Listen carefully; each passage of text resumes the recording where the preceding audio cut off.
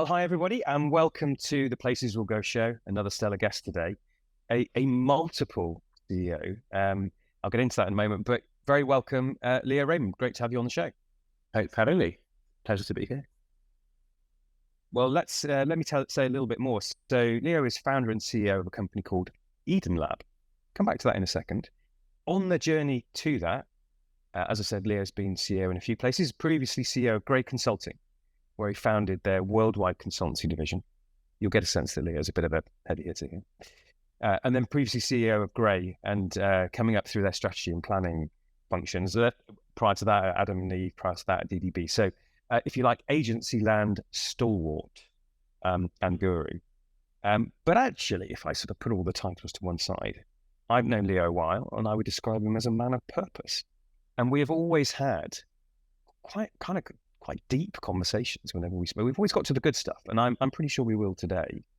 Not least because, just to say a little bit about EdenLab, so this is about sustainability, obviously, clear in the title, green growth, sustainability and profit intertwined, triple bottom line. And I love the way that Leo points out the paradox that marketing is synonymous with consumerism equals bad, but also have the skills needed to influence consumer behavior towards a more sustainable future. And I think we'll get right into that in due course. But so I'm really excited for what you've created in EdenLab, Leo, and I know it's got huge potential. And so what we'll hear from today will, as a multiple CEO, we'll hear about being a CEO, about being a leader, but also critically, how do we drive towards sustainability? But more than anything, all round good guy. Welcome, Leo. Amazing. Thank you. Thanks for having me, Mark and Rich. I'm delighted to be here. I saw this open and transparent and as honest as I possibly can be today. Okay, fantastic. Well, Leo, it's an absolute pleasure to have you on. Let's get right into the center of things here. Mark talked about you being or having a very strong purpose, and clearly it must shine through with Eden Labs. So can you tell us maybe a little bit about Eden Labs? What's it about? Maybe why you set it up in the first place? Yeah, EdenLab. I couldn't buy the labs. Couldn't get any of EdenLab. Listen, I was doing some work. I was doing consultancy work with clients and marketing strategy around how to tell their sustainability stories and their ESG kind of communication. And I just realized we're the best one in the world, and with great due diligence, we were just kind of painting deck chairs green on a Titanic. And I just didn't feel that we were making any fundamental changes to the client businesses that we were involved in, at least not in the comms start point. But I could see the real gap. I could see there's this real space between people who understand sustainability, people who know how to drive aspiration and behavior change. And they're not necessarily the same people, but in between the two is where we might sit. And so, I launched the company only 8 months ago. I can't believe it's still a tiny baby, but it's been an absolute cracker. I've never had so much engagement and interest. I've never had, cold leads through LinkedIn. I mean, it's just been a revolution. And I don't know whether it's timing, the right time, the right story, the right time, the right engagement with the market, or is it to do with somehow combining capability and purpose and potential all at the same time? I guess it's all of those things. But it feels like it's really nice to get up in the morning and know that it might be a hard and stressful day ahead, but ultimately what you're doing, if you do it right, it's for all of our benefit and for your own benefit. And that, in the broadest sense, not just like making money doing whatever. There's something deeper there, and that's a strangely subtle, very it sort of gets you in the gut more than the head, and it's hard to describe, but I never really found it till now. Isn't it interesting? I mean, we've got straight to the place where I wanted to get to, which was when you're on purpose, almost in every moment, in every conversation of every meeting, there's that cliche that, it doesn't feel like work, but you give a sense, Leo, we've met a couple of times since you started, and you're on fire. So just, tell us a little bit more about what that feels like. Yeah, and it's that sort of, remember that thing people talk about, flow?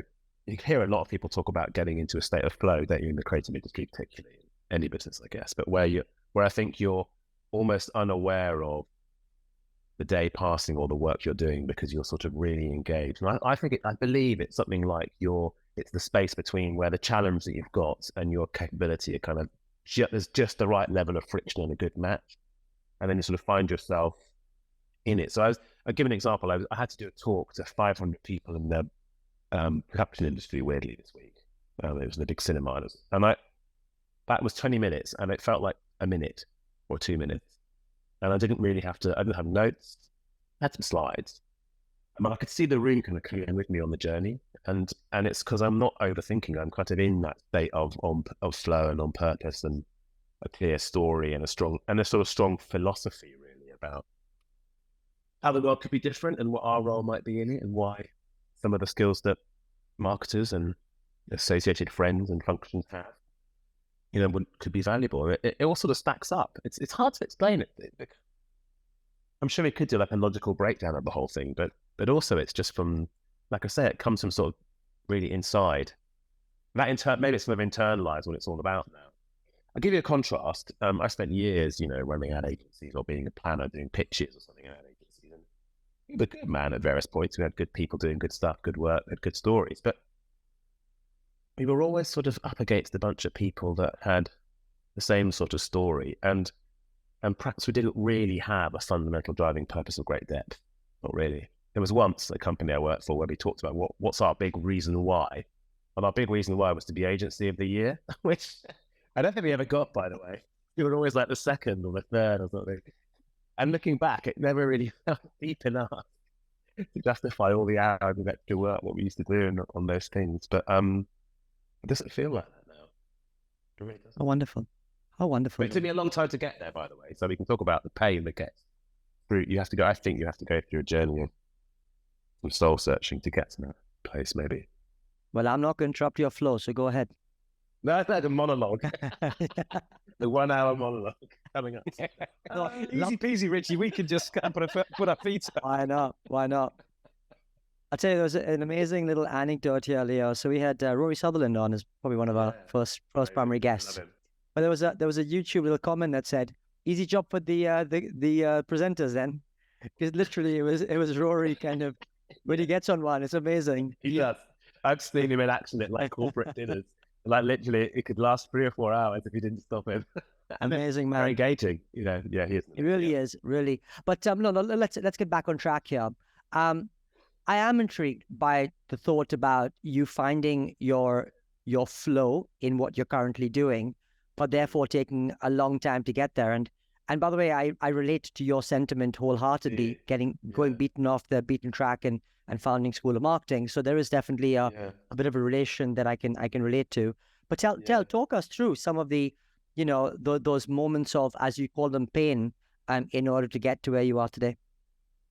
Yeah, and I think and my wife is and I think Mark knows this. My wife happens to work as a coach, executive coaching and leadership development, and Mark will know this well, and maybe you do too, Ricky. But there's a phrase I think it's called disturbance, which is that you have to sort of go through these periods where things don't feel right and you're uncomfortable, and I think they call it disturbance. Like something's not right, and that might last a short time or a long time, but it's an important sort of piece of information that you can use to help you get through it if you accept it as it sounds weird, but as a gift rather than as a sort of pain point that you're sort of struggling with.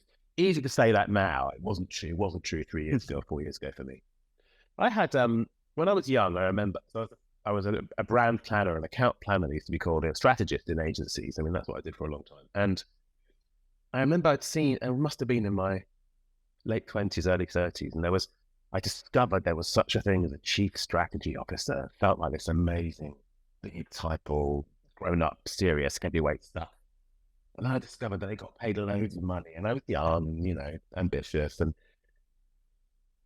I never really knew whether I would ever become one, but at least it sort of gave me a sense of there's a sort of there's an end of the line you can get onto. You can get on this tube stop and tube train that'll take you somewhere. And maybe you should be careful what you wish for in a way in that sense, because like when I did get there, quite a few years later, I might add. This was in grey advertising, and I was a European chief strategy officer, and then I didn't really have a destination on my tube line. I didn't have an end point. Which I know sounds weird, but And it took me a long time really to find the next thing I wanted to do. That I found that I've always found that bit kind of discomforting. You sort of achieve your, and maybe you might say that was a pretty limited goal actually. I mean, the career hierarchy goal, but that, I was young and that was then. I then had a wonderful colleague of mine, and we might come on to the, people who've mentored you and stuff later on, I suppose, but a really brilliant man called Marco Rimini, that some of you may know. He worked in media agencies. I think he's recently moved away from sort of frontline work, but he said to me, you should go and get some P&L experience, like run a business rather than just being a planner, coming up with nice presentations, never having to do your expenses or ring the client. So, yeah. And so that was a new destination kind of. And, you talk about squiggly lines in people's career development, and it's not all in one great architected plan, despite what we like to think. You can't have much more of a squiggly line than waking up one Friday morning and discovering that all your bosses have left your agency to start their own company. That was pretty funny, or not. And so I remember being called into the group boss's office and being told, right, people that run this amazing company is doing really well, great. I'll go, and we'd like you to take over, and it starts tomorrow morning, and you've got this evening to think about it. And this is, by the way, a 450 person advertising agency taking in $80 million a year. So I've never had a P&L. So it was quite an interesting squiggly line transition. That was a really big deal. Did that for a while. Yeah. Sorry, so you've had a no, it's all good. So you've had a few pivotal moments. What was the pivotal moment when you thought, yeah, I'm going to launch this new thing, I'm going to set up my own business, I'm going to be solopreneur, that's the word. What was that pivot moment? And this is really hard because it was like there was a number of butterfly wings beating that led me to that inevitable conclusion. One was that I just had this itch that I hadn't followed my own hunches enough in my life. That sounds kind of ridiculous, doesn't it? But you get a hunch sometimes, like, I think this is going to be big, or I think this is the way forward. And if you're confident, if you're a super confident person and you believe in yourself, you jump on it. And I'd had a few that had become things that had blown up big in the world around us, and I hadn't jumped on them. And I thought, at what point in my life was that? I mean, do I have to be 70 before I jump on my hunches? Like, well, when will you? I'm 48, by the way. When do you jump on your own hunch and your own potential? So, for example, silly example, I was thinking about it overnight. About 4 or 5 years ago, I spotted something I'd seen. Someone showed me something that made me realize that AI and creativity was going to be absolutely ginormous. I think it's 5 years ago. There was no chat GPT, but there were early versions of things floating about. I didn't do anything about it. It would have been an awesome startup, by the way. Because imagine now, if we'd been doing it for 5 years by now. I didn't follow that. And it was not a genius hunch. Come on, it's obvious it was going to happen, except you had to have the guts to follow it, and I didn't. So anyway, on this journey to EdenLab and to now, I just spot it. I can see that like the climate isn't getting any better. Things aren't, not in the short term. You'd have to be pretty crazy to assume that there's going to be everything I look at, everything I see, everyone I talk to, all the science is pointing in one very obvious direction. We don't have to get into the fear about that now. I don't want to play that game. But it does lead you to a conclusion about what sorts of businesses and organizations and societies we're going to have to deal with in the next 5 to 10 years. I'm going to take that. That might be early, but I'd rather be early than late. And much more fundamentally than that, I was looking out the window during a variety of lockdowns, as you do, wondering what the hell it was all about. And I was grateful to have a job with WPP and all that. But I also thought about the fact that I was a marketing person and there had to be more to life than this. And I looked at my son's eyes, got 3 kids and my youngest one, and I thought, I don't know, like what, I really worry about him in this future or them in this future. What might I do about it? Should I do anything about it? And I'd had these words ringing around my brain. They were literally banging around my head. I didn't know what to do with them. And they sound so plannerish, but it was about, I think it was accelerating a sustainable transition or something like that. But I didn't know what that was or how, or why, or I knew why, but I didn't know how or what I would do. I couldn't let go of it. And I looked around, the more I looked, the more I saw that people weren't thinking about it the way that I do, or my marketing friends would. Or maybe they hadn't seen it either. And that took about a year to get myself the confidence to do it. Incredible. More to life than marketing? Wow, I never thought that. There isn't, by the way. Probably not. Probably not. You know, I love your thinking around, you know, when are you going to back and jump on your own hunches?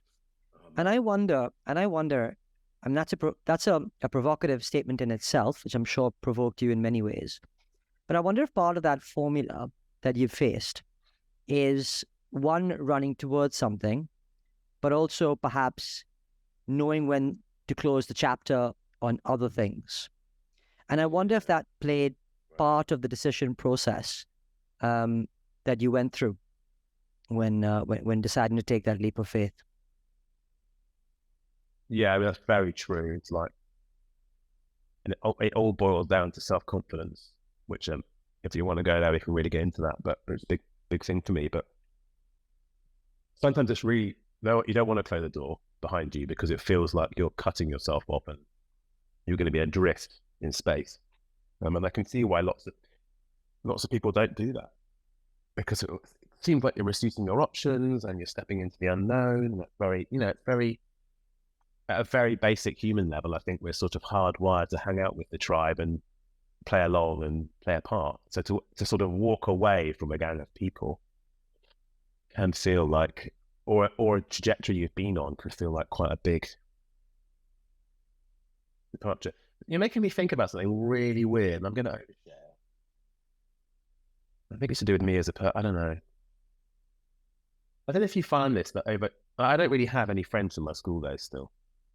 I mean, I could connect with them on LinkedIn or find them, whatever, but we're not really in touch, and we haven't been since my early 20s. I kind of drifted apart. And I wonder whether that walking away from certain worlds is part of, I don't know, is it part of one's career development? Not in a kind of moody, I'm better than you way, but just your context shifts and you move on and what's important to you shifts and you kind of go with it. And I think it can happen socially, but I also think it can happen in a corporate or businessy or career sense. Although if you were, we're all in this sort of marketing, broadly speaking world, aren't we? But if one's granny looks at that, they'd be like, what? So you moved from one part of the marketing mix to the other, whatever, mate. I'm not interested. But to me, it sometimes feels like you kind of, your next phase of growth means meeting some new people and having some new ideas and making some new friends. And maybe that's okay, but that's quite unnerving. Well, I mean, it's I mean, similar experience for me to be honest, in terms of not being in contact with people at school. One of my best friends, nearly all of his best mates were from his junior school. Even. So I mean, I think it's we all make our own journey through this weird and wonderful world. But on the self-confidence thing, I mean, it's I do a lot of coaching, and I say it very many times that everyone has imposter syndrome except for sociopaths and narcissists. They're off the hook, but for everybody else, it's just a reality, and it's actually a part of evolutionary biology and neuroscience that supports. There's a reason for this, and it's because we undervalue the things that we're good at, and it drives us to be even better. So I mean, but tell us a bit about what where you've got your confidence, where you've lost your confidence. Yeah, I mean, I've talked to you about this, Mark, over several years, actually, so it's definitely a recurring theme, and you really brought that home to me. I remember talking to you about it at some festival a million years ago, but I think, for me particularly, I think I present it very confidently, but inside I'm kind of riven, and by self-doubt, and that's just how, I think most people have that, really. I'm quite interested in this idea about, or we're getting a bit of therapy, but you can get into stuff called the inner child, which you might know about. But that if you judge people and you think about them, they're all kind of, there's them that but there's also parts they carry with them that are like little scared kids from their upbringing, from various situations they face, good or bad. But it can make you more understanding of the fact they might have issues around confidence, and there might be things they're working through or haven't worked through that drive them to behave in certain ways. And I think that's true for me and true for everyone. And I definitely know that in the creative and marketing industries, and maybe all industries, but certainly in those, like the ability to harness confidence and use it for work is absolutely crucial. It's certainly true for like creative thinking of any kind, not just making ads or whatever, but creative thinking of any kind. I think it only really flourishes when you're doing it from a confident base because you're prepared to take risks.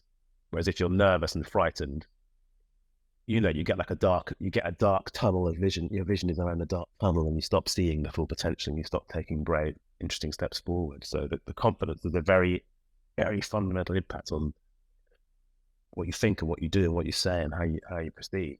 I also was really interested to see people around me in my career who, there's a guy that people know, creative called Niels Leonard, that's relatively pretty famous in the creative industry, certainly has been, and he had an amazing self-confidence. That's what he projected. And it was quite interesting to observe other people working that and using that in their careers and seeing it progress them. It's interesting to copy that when I didn't feel that confident. It's interesting. I don't know. It's been a real sort of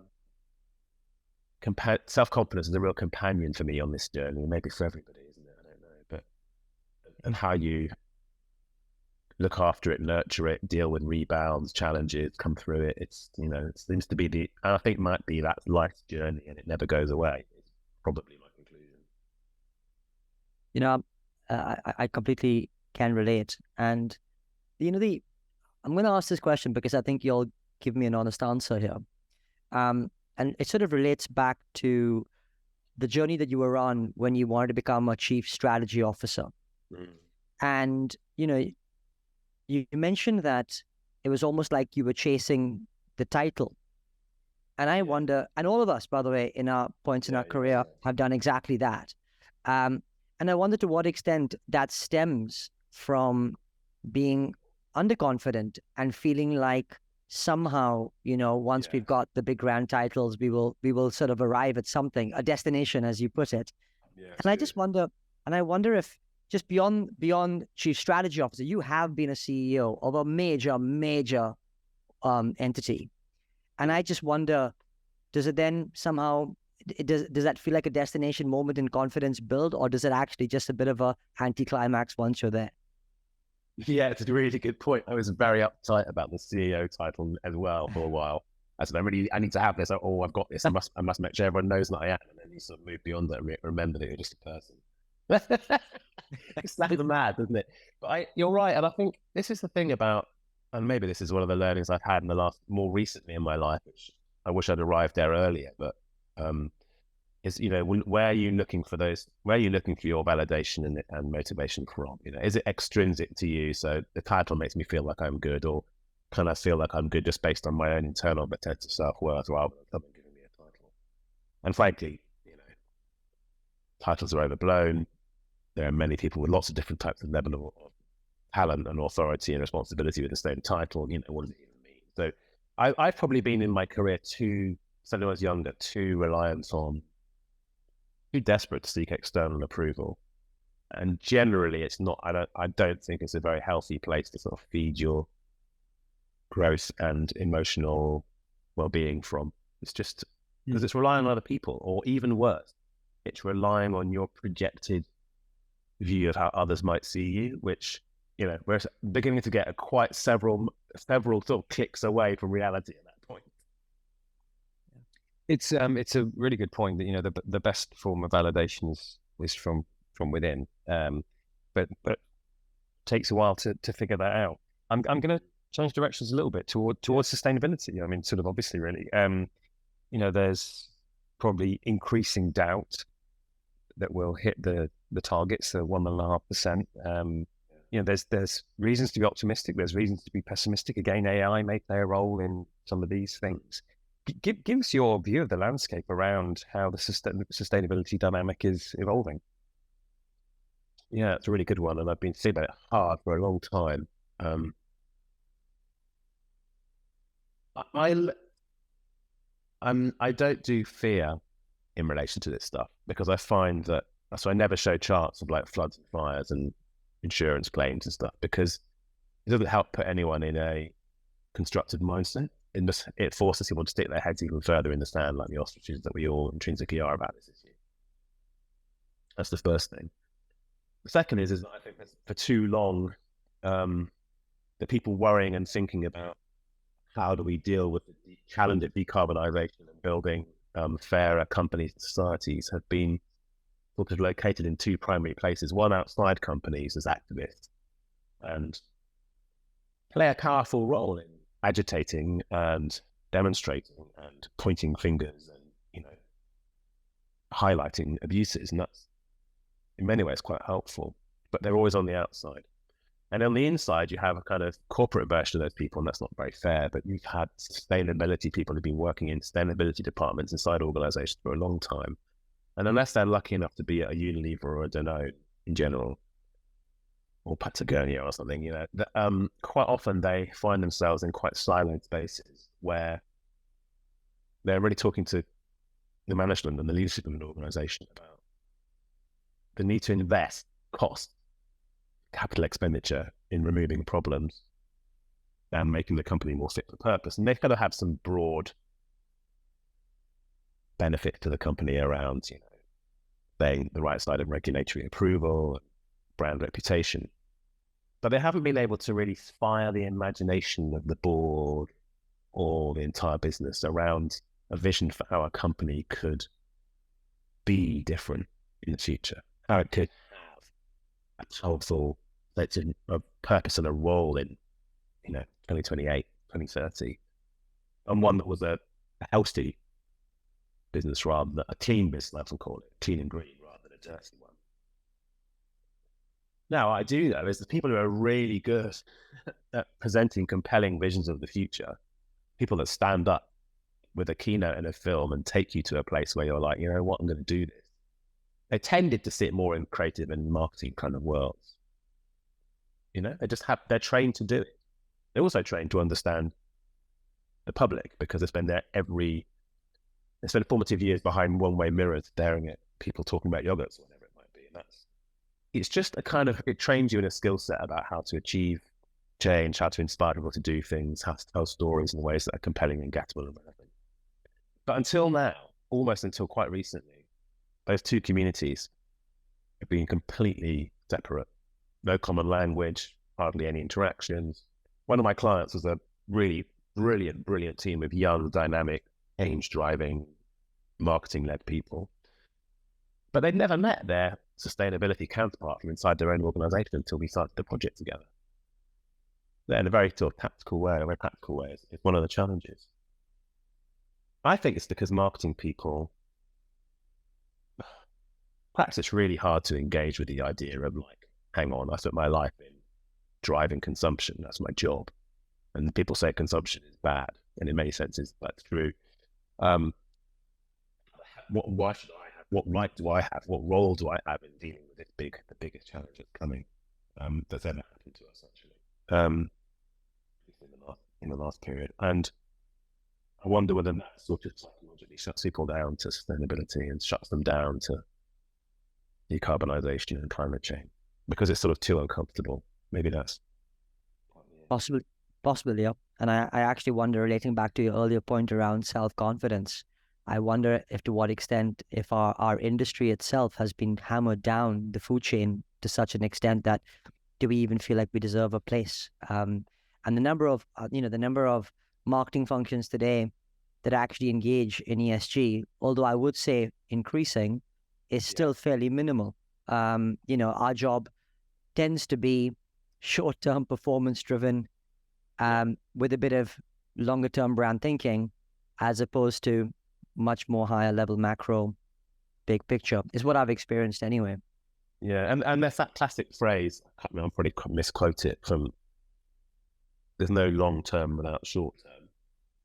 There's also no short-term without long-term. Maybe there's short-term without long-term. I think that's probably true. One of the things that sets us apart, I think, is I've taken that, and rather than try to fight it and say, I wish you'd be a better company, it'd be nice if you could, and hit them with sticks or whatever, I go with a carrot instead, which is within 2 quarters of starting this project with you, we will generate revenue for green growth or generate revenue from green, clean sources rather than the more carbon intensive ones.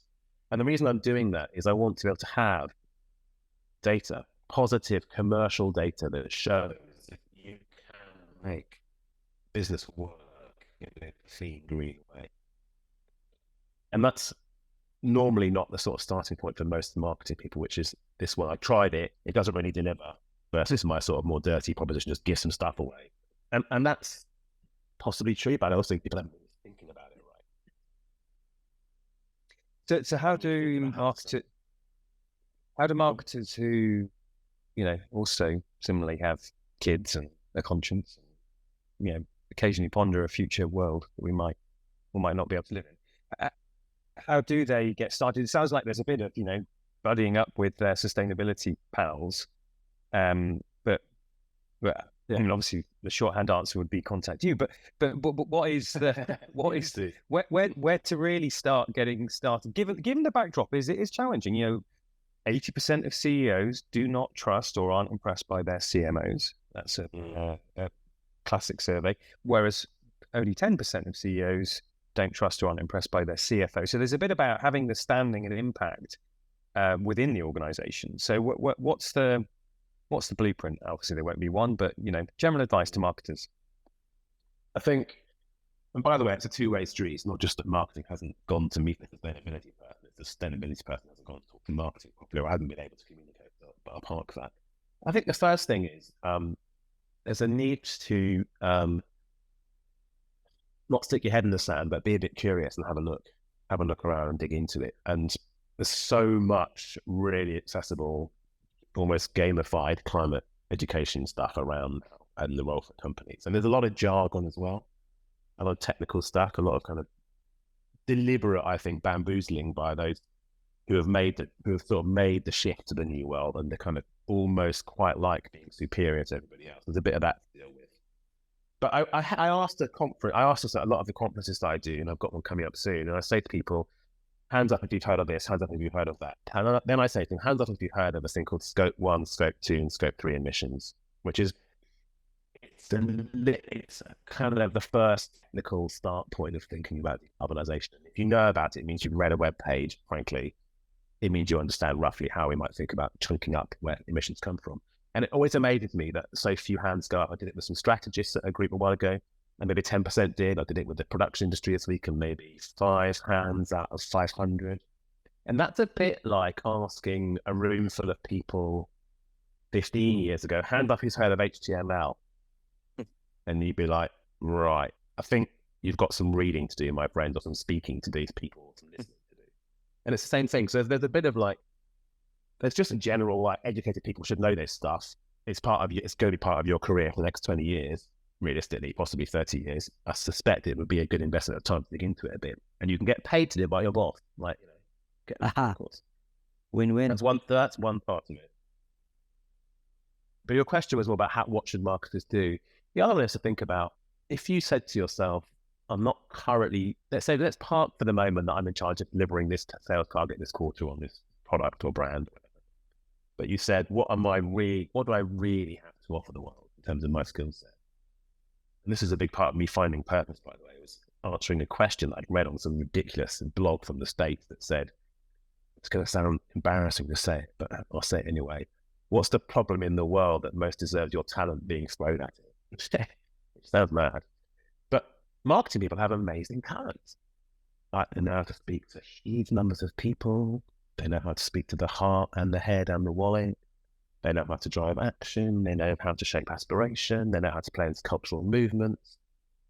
They know how to read and have understanding of what drives people. I mean, these are amazing talents in a business setting. Whether you call it marketing or not, I don't care. But that has that skill set, incredible. To use it for a slightly more positive outcome than taking the cash and running and forgetting about the impact on tomorrow, I think it's there. I love that question there, Leo. Thank you for that. We're coming to the end of the segment here, so let me pitch up what is the last question. We talked a lot clearly about the future, and sustainability is all about our futures, and it's a lot at stake for all of us. I just wanted to get your sense of what is your hope? What is perhaps your positive feeling and sense of, if we could all do things slightly differently, what could you see as being part of that future for us? Yeah. Us as marketers, or us as just regular folks? Regular folks this time. Yeah. There is an emerging world, and I think it's true amongst more hopeful younger people perhaps, of if we really take this seriously and if we really put effort into it, and if we're really creative and really innovative and we listen to the right people and don't despair and get all doom laden. But we could make a difference. Silly example, I was working with a big FMCG last week and they managed to decarbonize one of their products by 50% over a 10-year period. But they don't talk about that because we're sort of worried about the future. But that's amazing. There is lots of really positive stuff happening. It just needs to happen at a much greater scale. I see what amazed me when I did this Cambridge course that people do in sustainability was the number of people from a number of places and parts of society, roles in companies firing into it, trying to learn. Like that's the beginning of a genuine shift. And if we think we've been able to see, big societal shifts in the way the world does things and the way the world values things, let's just say the 60s, around race relations or gender equality, whatever it might be, I think there's an opportunity for a shift like that to happen. It's already beginning to happen, it's just not quite fully distributed yet. But if we can encourage that and accelerate that, then it's a slim window, but then there's a chance for something much, much more fulfilling for all of us. And just frankly, healthier lives and healthier environments and feeling more connected to the world around us. It excites me. But no one tells that story enough because we're too busy worrying about this ocean being hotter than it ever has been before or whatever. It takes you back. So how do you look forward in a positive and realistic, pragmatic optimism, I think, would be a good place to try. Wonderful. What a wonderful way to end what has been a really enchanting segment, quite frankly. Thank you. It reminded me of a phrase that the future is already here. It's just not evenly distributed. And I think that's, we need to take a more positive light on things. So I've got the difficult job. Absolutely. Well, I've got a difficult job now of trying to sum up some of the key things that I've heard through the segment. But before I do, you probably know this already, Leo, but you got such wonderful turn of phrases. Even kicking off as in terms of painting deck chairs green on the Titanic. How wonderful is that? Right through to butterfly wings beating, another one. Your hunches. You can see that, you don't do fear or floods and fire. It's just wonderful. Some lovely, lovely tone of phrases that come through. But beyond that, clearly you've just started and embarked on what is an incredible journey for you, going great guns, EdenLab, 8 months in. And, you're in a state of flow, days passing by, and you're in a world where actually you don't need to work again because, you're already there. It's wonderful to think that. But it certainly hasn't always been that way. And I think that's really important. Living in Adland, living in the corporate life, chasing job titles, and perhaps never achieving that true sense of fulfillment that you've been able to turn the page on now and get to where you are. You described it as something called disturbance, knowing something that's not quite right and living with the ambiguity of that for a very long time. But hey, you finally reached a point where actually, your tube line maybe has stopped, and actually you're at the end point, and you're very, very happy with that moment. Again, a lovely turn phrase around the tubes. A career hierarchy goal. I like that too. Go get. It's quite amazing when you think about the typical advice that we're always gained by coaches and bosses. It's always the next job. It's always the tangential promotion. It's always the where can you get to, the grades, the money, and perhaps the perceived external validation. And yet I think you've turned away from all of that. And I think that's just a wonderful place to be. And I really, really, you talked about the difference between external versus internal validation. And it's lovely to hear the place that you've got to. In doing so, though, self-confidence, being able to walk away from a gang of people is daunting. And actually being able to have that self-confidence to do that, playing and living with your inner child, the self-doubt that we always have within all of us, but being able to be prepared to take those risks is fundamentally important. And of course, the final thing that we touched on in quite a lot of depth was around the world that marketing and advertising can specifically play in helping to solve some of the most, perhaps biggest challenges of our lifetime around sustainability. And so don't stick your head in the sand, and really do ask yourself the big question that, Leo, you did, which is, what's the problem in the world that deserves your talent being thrown at it? And I think we could all make a difference by doing so. So thank you, Leo. It really has been wonderful to have your time, energy, and your mind for just this short period of time. Thank you. Amazing. Thank you. That was a wicked sum up. Thank you so much. Thank you, Leo. Good job, Richie. Thank you, Leo.